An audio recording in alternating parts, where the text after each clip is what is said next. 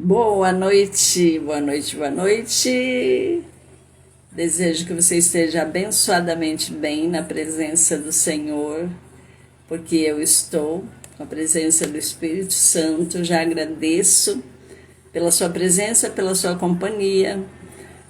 Em mais uma reflexão baseada pensando no seu propósito de vida. Então hoje nós estamos no 31º capítulo e o tema é entendendo sua forma. Então, vamos iniciar nossa reflexão de hoje. Para você que não me acompanha, nós estamos fazendo uma reflexão baseada no livro do Rick Warren, Uma Vida com Propósito, é o nome da obra. Então, seja muito bem-vindo, fique à vontade, se você não entender, para perguntar, ou receba essa semente como se fosse atualmente uma terra, né, muito boa para que essa semente seja germinada. Então vamos lá. Então hoje, entendendo o que é a nossa forma, né? Ontem a gente já conversou sobre isso, né, no capítulo anterior. É a minha forma de ser, a forma com a qual eu fui construída para estar nesse momento da minha vida, né? Porque todos nós estamos aqui para cumprir o propósito de Deus e para isso Ele nos preparou e nos deu forma própria. Então, cada um de nós tem a sua forma que foi preparada por Deus. Então, para a gente começar a nossa reflexão de hoje, lá em Salmo 139, 13, que diz assim: sim, tu me moldaste por dentro e por fora. Tu me formaste no útero da minha mãe. Então vamos entender, né? Que cada um de nós tem uma forma para cumprir o nosso propósito. Então, somente você pode ser você mesmo. Não tem, né? Parece óbvio, mas muitas vezes não é assim que nós agimos. Vamos entender aqui, ó. Deus nos projetou, a mim, a você, ou seja, cada um de nós foi projetado de modo que não houvesse réplica em todo o mundo. Somos seres únicos. Então, ninguém tem exatamente a mesma composição de fatores, né, que nos tornam iguais. Somos diferentes, somos únicos. O que significa isso? Significa que ninguém mais no mundo será capaz de desempenhar o papel que Deus planejou para mim e para você. Por que isso? Né? Porque se eu não fizer, se você não cumprir aquilo pelo qual você foi colocado neste mundo, ninguém vai fazer no seu lugar. Vai ficar esse lugar vazio. Então, assim, se nós não darmos a nossa contribuição para o corpo de Cristo, ela não será feita por mais ninguém. Olha o que a Bíblia diz sobre isso. Existem tipos diferentes de dons. Existem maneiras diferentes de servir. E há diferentes habilidades para realizar o trabalho. Aonde que está escrito isso? Lá em 1 Coríntios 12, 4, 6. Olha o que Paulo já escreveu, né? Então, ontem a gente viu, né, da forma de cada um, né? Os dons espirituais, né? Ou seja, a nossa formação espiritual e o coração, que são as opções do coração. Então, hoje nós vamos seguir, porque a palavra forma, que é um acróstico que a gente está aqui conversando hoje, ela é formada por 5 letras. E ontem a gente viu 2, e hoje nós vamos continuar aqui. Então, aplicando os recursos pessoais. Seja bem-vinda, minha irmã, que bom ter você aqui. Vamos entender a questão dos recursos pessoais, que são únicos, exclusivos. Só você tem, só eu tenho. Vamos entender isso. O que é isso? São os talentos com os quais nós nascemos.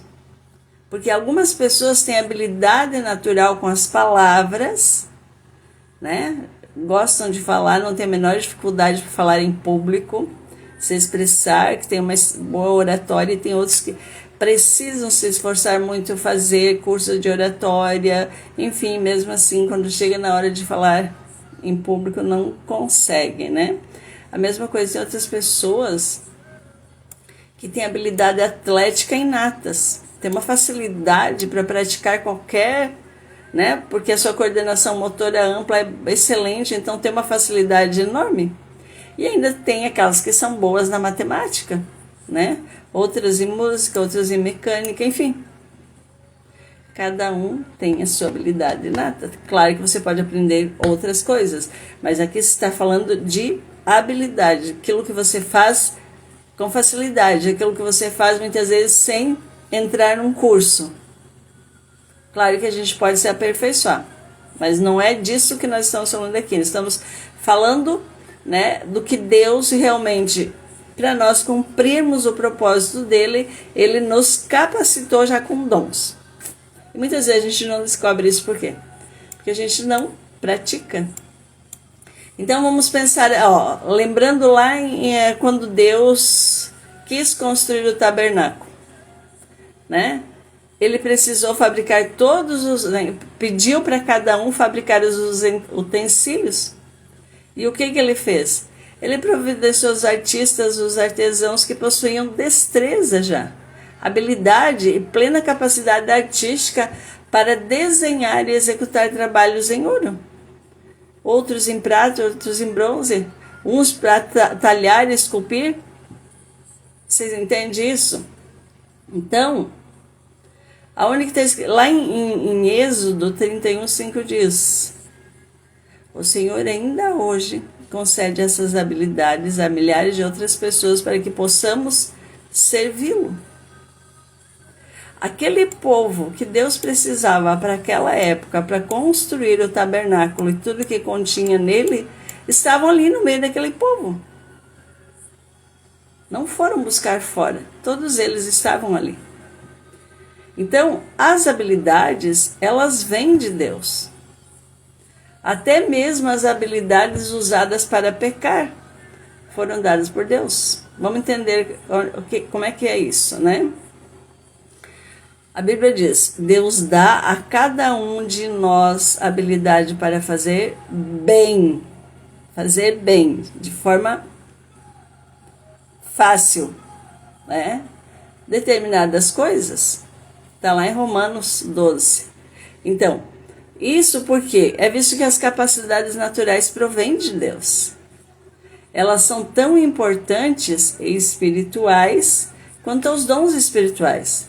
A única diferença é que, né, nós recebemos no nascimento. Então, tem pessoas que usam esses dons para o mal, né? Aqueles que estão corrompidos usam para o mal. Mas vamos pensar aqui, Existe, muitos de nós damos desculpas, né, para não servir. Como que a gente fala isso? Eu simplesmente não tenho nenhuma aptidão a oferecer. Eu não sei fazer nada. Não é verdade? Então, isso só fala isso quem não conhece a palavra, não conhece. E se você está aí me assistindo hoje, que você fala isso, é porque você não descobriu ainda. Então você precisa descobrir. Então, porque isso não é verdade. Precisa começar a perceber, né? Porque não faz sentido isso. Então, tem estudos já que revelaram que uma pessoa possui entre 500 a 700 habilidades. Então, é muito mais do que a gente imagina, do que a gente já colocou à disposição do outro. Por exemplo, o nosso cérebro. Ele pode armazenar 100 trilhões de fatos. Então, a mente ela pode lidar até com 15 mil decisões por segundo. né? Como ocorre no nosso sistema nervoso, digestivo, enfim. Ele está sempre trabalhando. O nosso olfato pode perceber até 10 mil odores diferentes. O nosso tato pode detectar um elemento como um micron de espessura. Olha a sensibilidade que a gente tem aqui. E a nossa língua, ela pode detectar o gosto de uma parte de quinino em 2 milhões de partes de água. Então, olha a sensibilidade, olha como nós somos únicos e especiais. O que nós somos, na verdade? Um conjunto de habilidades incríveis, uma criação maravilhosa de Deus. Então, parte da responsabilidade da igreja é identificar e disponibilizar essas habilidades para servir no Senhor. Então, quem somos? Nós somos a igreja.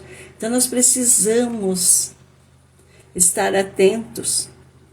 Fique aqui comigo para você entender melhor. Então, qualquer dessas habilidades que você já percebeu, que você já identificou, todas elas são para a glória de Deus. Se você já está aplicando isso ou ainda não, olha o que Paulo orienta lá em 1 Coríntios 10:31. Ele diz assim: assim quer vocês comam, quer bebam, quer façam qualquer outra coisa, façam tudo para a glória de Deus. Você entende isso? A importância de nós termos essa clareza, da gente ficar atento a isso? Na verdade, a Bíblia está cheia de exemplos diferentes e capacidades que o Senhor usou para a sua glória, né? Vamos pensar em algumas. Por exemplo, a capacidade artística, a capacidade arquitetônica, de administração, de culinária, de construção de navios, produção de doce, a capacidade de debates, desenho, de embalsamar os corpos, os bordados, as esculturas, a agricultura, a pesca, jardinagem, liderança, gerenciamento, trabalhos em alvenaria, composição musical, produção de armas, trabalho com agulhas, pintura, plantio, filosofia, maquinário, enfim, muita coisa.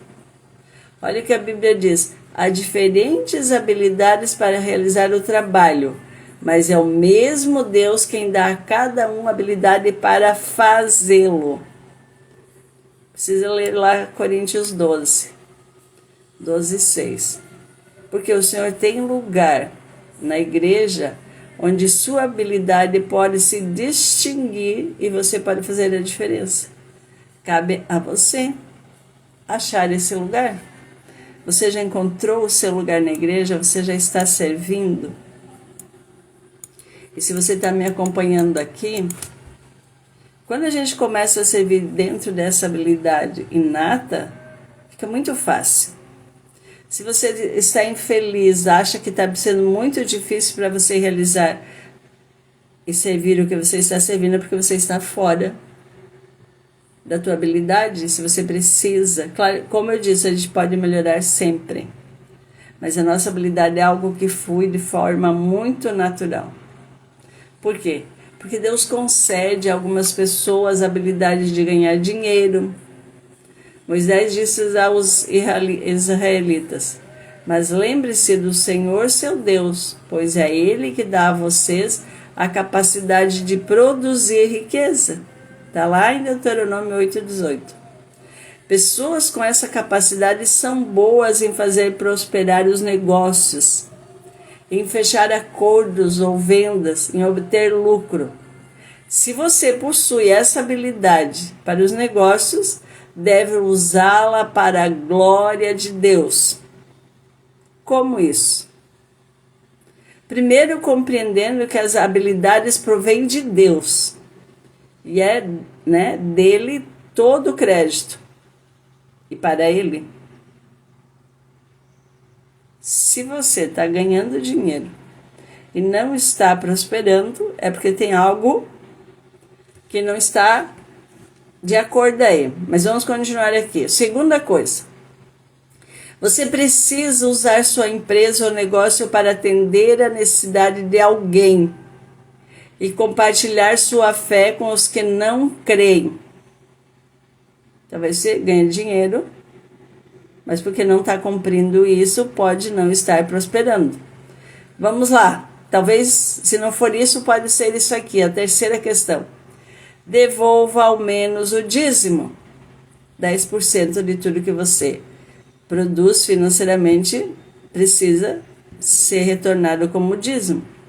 Né? 10% do lucro para Deus é como um ato de adoração. Está lá em Deuteronômio 14, 23. Malaquias 3, 8 também fala disso. Por fim, estabeleça para você a meta de ser um construtor do reino, não um construtor de riquezas. Né? Mais à frente vai estar mais claro isso, para você ir pensando. De que forma? Você entende isso?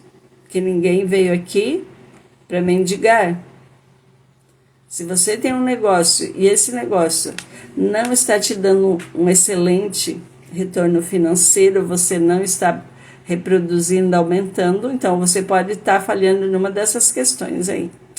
Mas fica comigo que a gente vai clarificando isso aqui um pouco mais além. Deus quer que eu faça aquilo que eu sou capaz de fazer. O que é que você é capaz de fazer? Por exemplo, uma única pessoa neste mundo que pode empregar suas habilidades é só você, ninguém mais. Ninguém pode pegar as suas habilidades e aplicar. É você, sou eu, que precisamos descobrir essas habilidades e aplicar. Vamos entender um pouco mais aqui? Por que isso, né? Não tem como.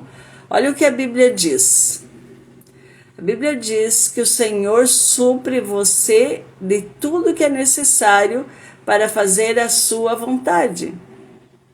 Está lá em Hebreus 13, 21. Então, como que eu vou descobrir qual é a vontade de Deus para a minha vida? É só você fazer um autoexame bem minucioso, a fim de saber em que você é bom. E identificar as coisas para as quais você não tem habilidade. Então começa a pensar, talvez agora não, porque nós estamos aqui na live, mas depois pensa, no que é que eu sou bom mesmo? O que eu sou capaz de fazer assim, uma facilidade incrível? Eu nem precisei fazer curso, mas eu tenho uma facilidade enorme. Tá? Se Deus não lhe deu capacidade de cantar bem, Ele não espera que você seja um cantor de ópera.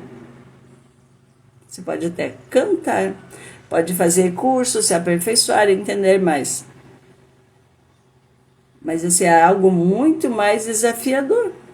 Então, por quê? Porque Deus jamais vai nos permitir que nós vamos dedicar a vida em uma tarefa para a qual não temos talento.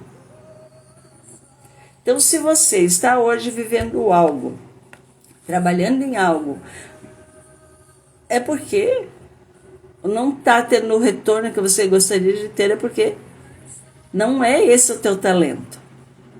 Ou talvez que você não está fazendo o que deveria fazer, que eu citei acima. Mas vamos lá, fique aqui para você entender um pouquinho mais, né? As habilidades que nós possuímos, que você possui, são um forte indício de que o Senhor quer que você faça. Se você ainda não descobriu, fica atenta. Se você for bom em projetar, recrutar, desenhar e organizar, é seguro supor que os planos dele para a sua vida incluem tal habilidade, de alguma forma. Deus não desperdiça capacidade. Ele combina o nosso chamado com as nossas habilidades. Fica aqui para você entender isso. Então, as habilidades não foram concedidas apenas para que eu e você, nós empregássemos numa profissão. O Senhor nos concedeu essas habilidades para o quê? Para a gente exercer o ministério. Pode usar numa profissão? Pode. Pode ser essa profissão um ministério? Pode. Por quê? Qual é o objetivo dele? O que nós estamos aqui para fazer? Olha o que Pedro disse. Deus deu a cada um de vocês algumas capacidades especiais. Estejam certos de que, de as estarem utilizando para se ajudarem mutuamente, transmitindo aos outros as muitas espécies de bênção de Deus. Está lá em 1 Pedro 4,10. Então, muitas vezes a gente está desperdiçando as nossas habilidades em coisas que não é o propósito de Deus para a tua vida e para a minha vida. E aí muitas vezes a gente não entende isso. Por exemplo, eu recebi a inspiração de fazer essa reflexão baseada nesse livro. Por quê? Porque é final de ano, nós precisamos estar desperto. Eu estou entendendo que isso vem contribuir para a reflexão de algumas pessoas, para que consigam começarem, despertar para o propósito de vida pelo qual Deus nos colocou aqui, para que consigam, além de serem salvas, fazerem a vontade do Pai, ou ainda aqueles que não são salvos. Eu falo basicamente para os cristãos aqui, porque esse livro foi todo escrito baseado para cristãos. Pode ser um não cristão? Ainda pode, porque de repente ele começa a despertar e sentir a vontade de querer ser salvo, começar a entender que ninguém está aqui nesse planeta aleatoriamente. Ninguém veio aqui para decorar esse planeta ou para sujar. A gente está aqui com o único objetivo: cumprir o propósito de Deus. E se eu não fizer isso, vai ficar essa lacuna vazia. Eu deixei de ser obediente, eu deixei de cumprir. Então, para isso ele nos preparou, desde o ventre materno. Antes que você se formasse dentro do ventre da tua mãe, eu já te conhecia e eu já te mandei, já deu uma ordem.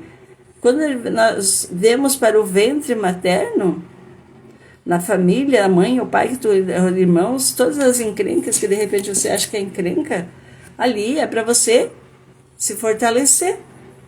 E as habilidades que você tem, se você ainda não colocou em prol do teu próximo, você está fora do lugar, está pecando. Mas vou entender. Então, cada um tem uma forma, tem um modo de ser. Dá para melhorar? Dá. E a gente melhora quando? Quando eu começo a colocar em prática as minhas habilidades em prol de quem? Em prol do meu próximo. Por isso que, se você não estava nas lives anteriores, se eu, você, cada um de nós colocar em prática as nossas habilidades em prol do meu próximo, não vai faltar nada para ninguém. E por que tem muita gente sofrendo? Porque muitas vezes eu e você, nós estamos fora, como tantos outros. Não estão colocando as suas habilidades, aplicando no que deveria ser. Então, assim, porque a maioria de nós ainda não nos damos conta de como nada de um de nós é verdadeiramente único. Nós somos únicos. Então a gente fica pensando que cada um de nós não é verdadeiramente único. Só para você entender, as moléculas de DNA, ela pode se reunir em um número infinito de formas. A possibilidade de você, algum dia, vir a encontrar alguém exatamente igual a você é 1 para 10 elevado a 2 trilhões. 2 trilhões e 400. Gente, não dá nem para pensar que número é esse. E ainda na potência. Então, essa história de almas gêmeas, etc, etc. Entende? Às vezes, tem gente que fica aí. Eu já conheci pessoas que estavam procurando só alma gêmea. Então, vamos esquecer um pouco essa parte e focar naquilo que eu posso fazer, o que eu devo fazer.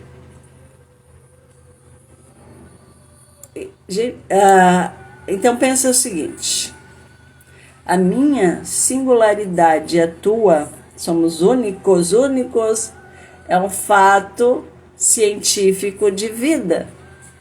Quando Deus me fez, quando fez você, Ele quebrou o molde, pronto, não existe. Não existe duas de mim, não existe duas de ti. Nunca houve, nem haverá alguém exatamente igual a você, igual a mim. Mesmo que a ciência queira provar isso, não consegue. Quando eles colocam isso no número, numa possibilidade, não faz sentido. Então, o que é? É óbvio que Deus aprecia as diferenças, a diversidade. Foi por isso que Ele nos colocou aqui.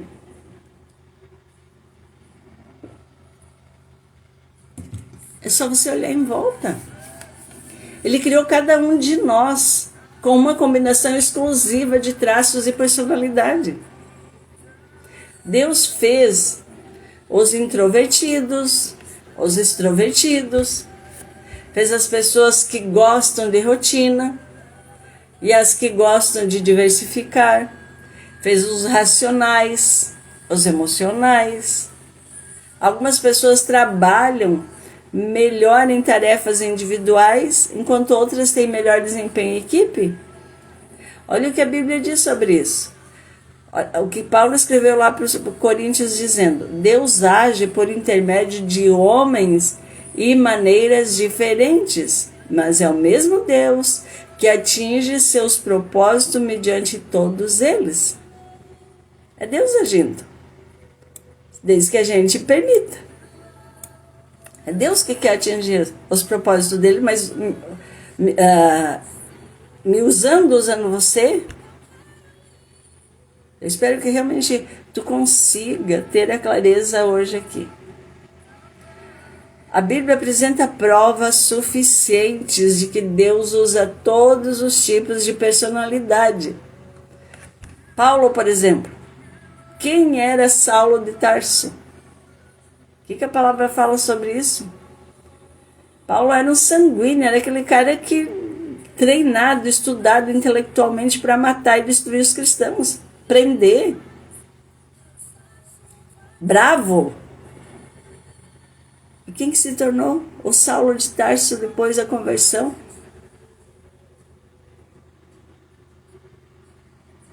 Né?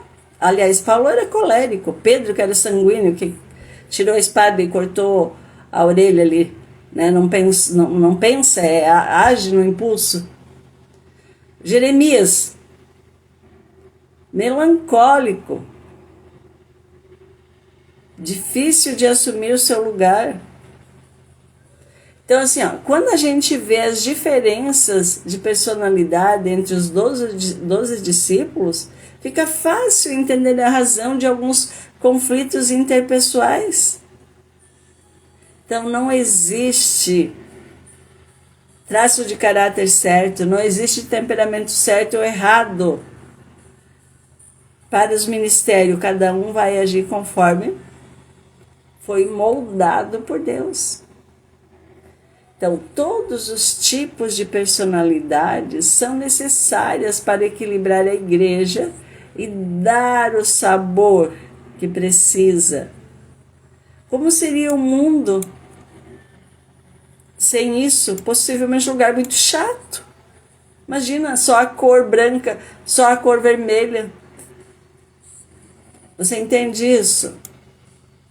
Então, para a gente encerrar aqui hoje, o seu modo de ser, ou seja, a sua personalidade, vai influenciar de maneira direta a maneira e o lugar em que você usa as habilidades e os dons espirituais.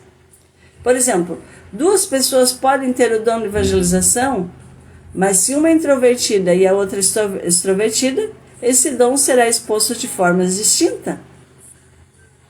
Por exemplo, o marceneiro sabe que é mais fácil trabalhar no sentido das fibras de madeira do que, da forma perpendicular.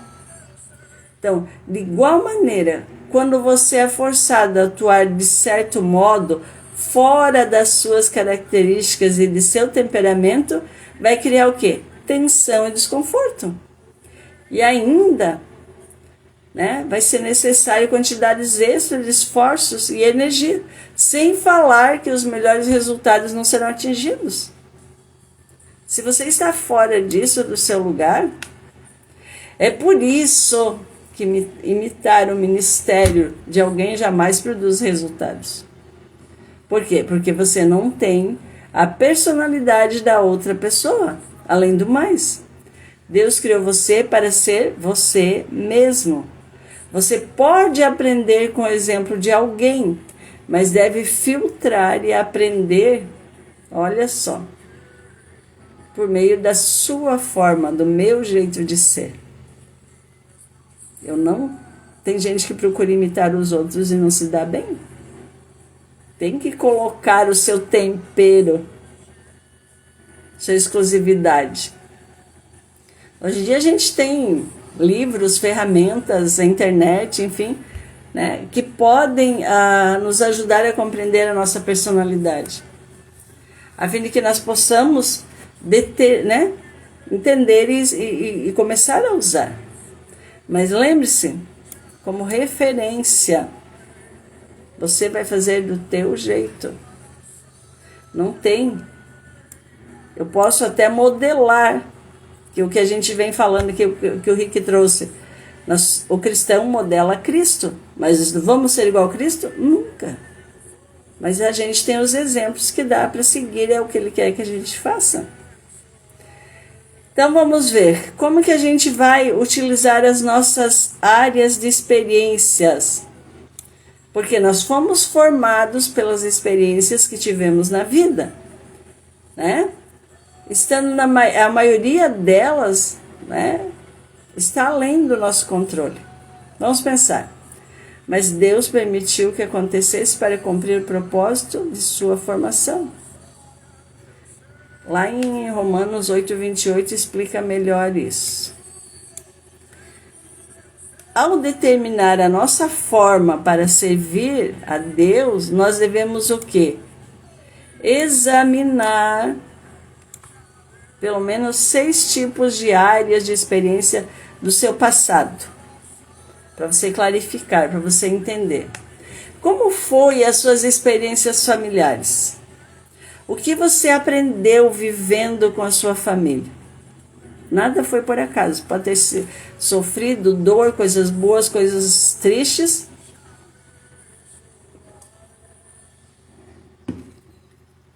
Isso vai servir de experiência para agora. As experiências educacionais, quais eram as tuas matérias favoritas na escola?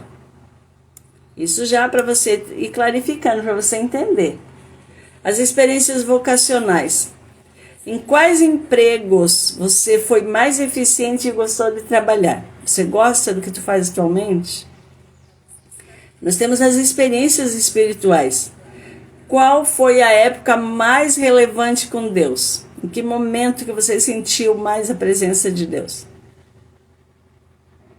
Temos as experiências ministeriais. Como você serviu a Deus no passado?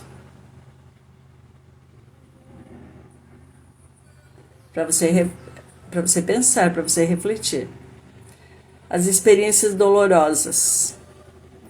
Com quais problemas, mágoas, espinhos e provações te serviram para aprender?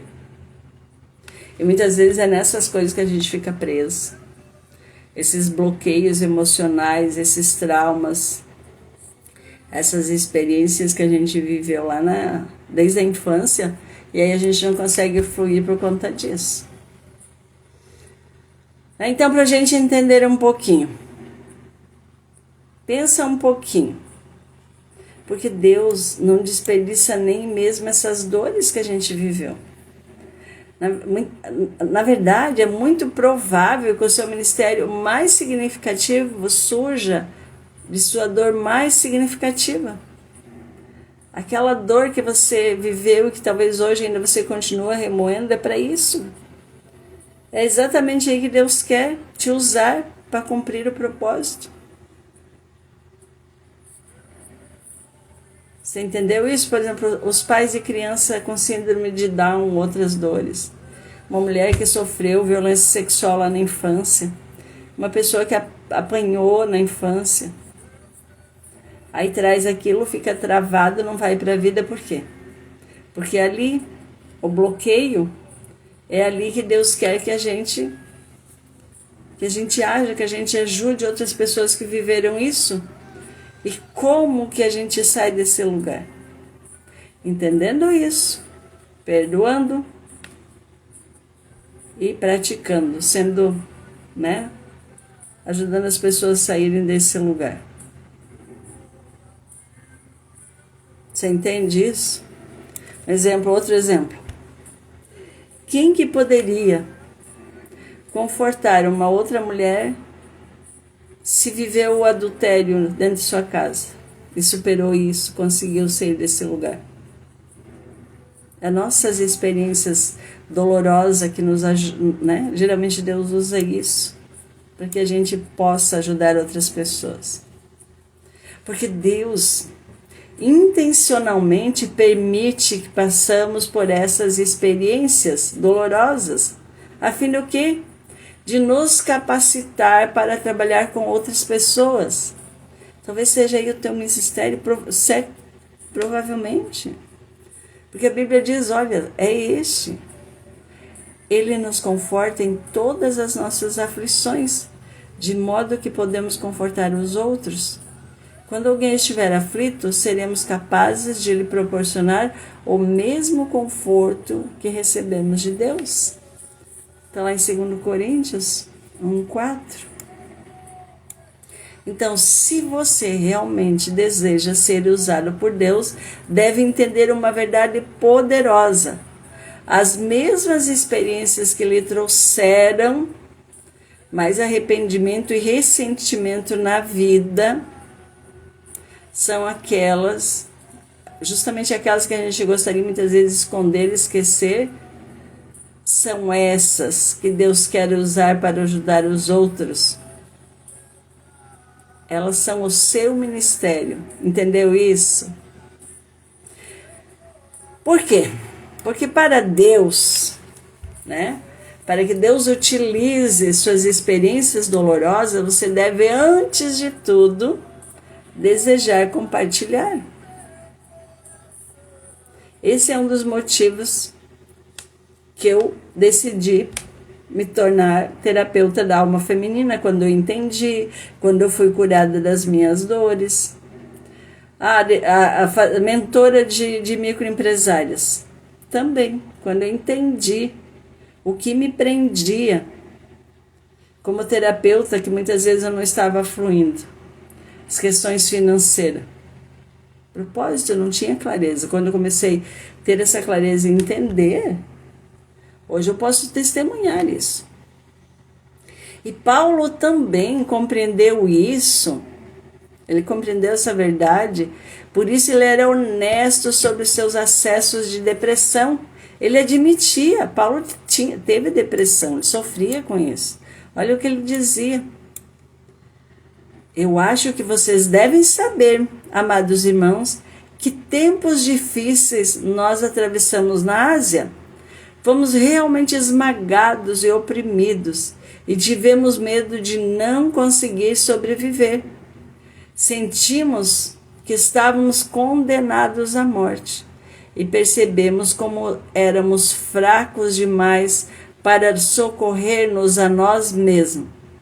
Isso, porém, foi bom, porque assim nós colocamos tudo nas mãos de Deus, o único que poderia salvar-nos, pois é capaz até de levantar os mortos. E ele nos ajudou mesmo e nos salvou de uma morte terrível. Sim, esperamos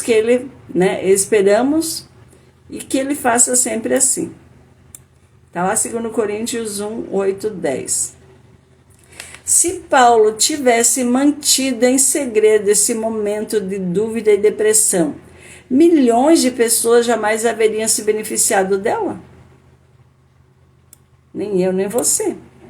Então, somente experiências compartilhadas podem beneficiar os outros.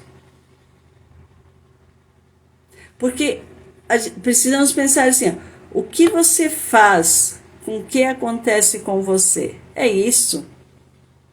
É esse que é a diferença.